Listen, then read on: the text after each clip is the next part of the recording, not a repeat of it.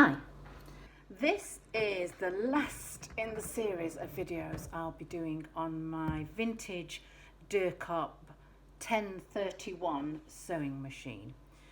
This video is going to be very tricky.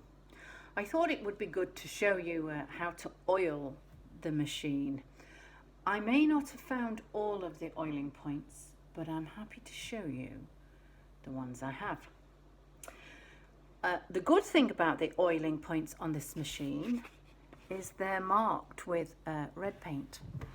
Now I'm going to be moving my machine around here, which is why I have the sponge. So everywhere you see the red paint round a circle, that's where it wants oil.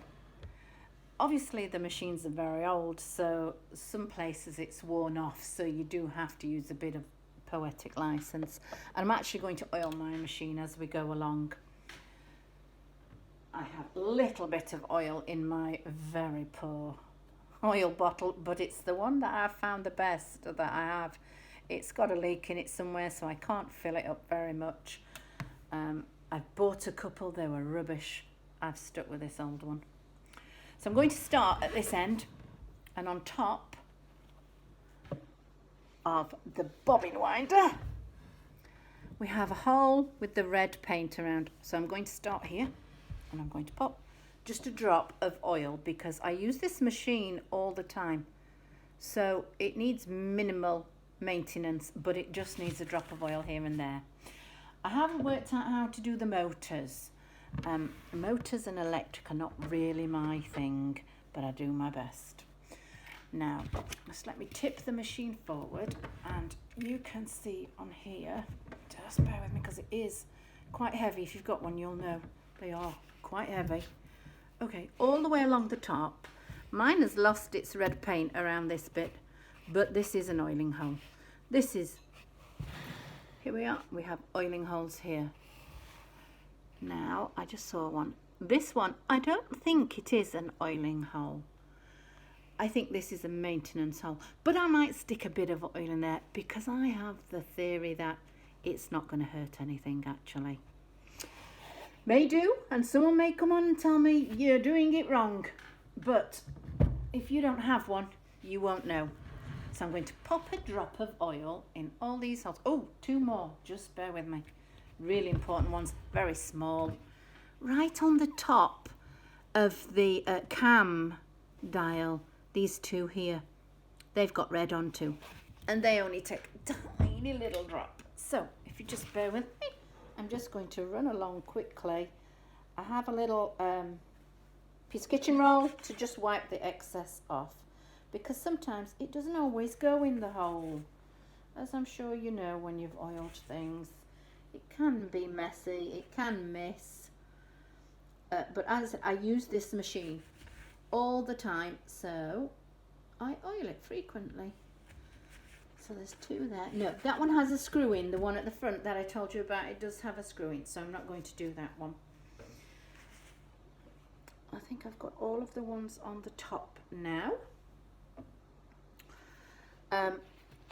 Move this. We have these two here. Weird. I mean, who would put vertical holes for oiling? It has them. So I'm going to tip it back, pop a bit of oil in them. Only a tiny bit. It only needs a little bit. But that's what these pool noodles are for. They're brilliant for vintage machines because you can pop your machines down on them and make sure you don't damage them. A lot of them will hold the old single stitch vintage machines, but some don't. Some of the older ones I have, and my machines, I think the oldest is about 130, 140 years old. Maybe 130, could be stretching it a bit, 140. But I use the pool noodles to balance them on. I think they're a great thing. I've not long since been inside here. It was clean as a whistle, so I'm not doing anything with that.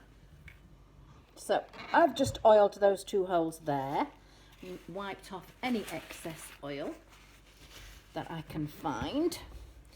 Now, under here, I had this off the other day, if you remember. I'm just going to take off my seam guide that I've had on. So I'll just take that off, pop it over there. On here, there's 3 holes. So for a quick one, I think, oh no, these have actually got things in them. Sometimes I have put oil in that hole, but it is quite clearly a screw hole for the guide. So I'm going to use the little lever, just lean it over here, so you can see the little lever here that locks the plate in place. I'm going to slide it across and I'm going to remove the top plate. I'm going to make sure my needle's up, which it's not. There we go. Needle up, take the plate off. It is a bit tricks, it has a clip under it. I've done that wrong. So if I take the plate off, this is because I'm not sat in front of it taking it off, you know that, don't you? There we go, I've got the plate off. I'll drop this and take my bobbin out. I'm very sorry, this video isn't one of my best, but as I'm sure you can understand, it is quite tricky from the angles we need to be getting at here. So I have the plate off, and let's see, hopefully you can see on here we have another couple of oiling spots here, and here I can see the end of a wick.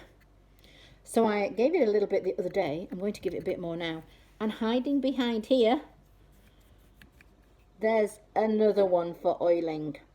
Now also you can see it has gears in it. I'm hoping you can see this.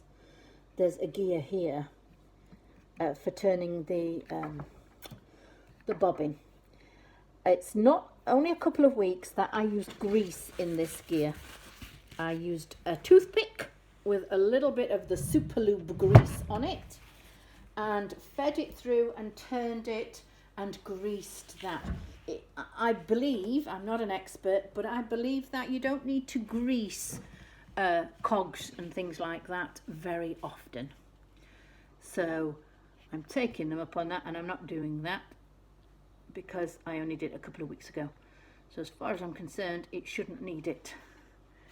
Now, there we go. Getting all the holes.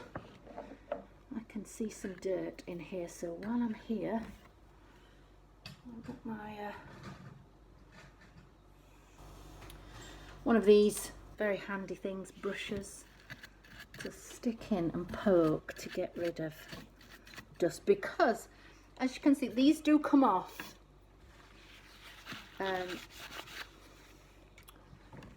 This piece here, it does come off, but just to clean it, really, you know, that's a lot of fuss to just take that off every time. I think it comes off quite easy. I just don't do it. But it's only a tiny little space in here for all the dust that you get when you're stitching. So I do actually blow and clean this out quite frequently.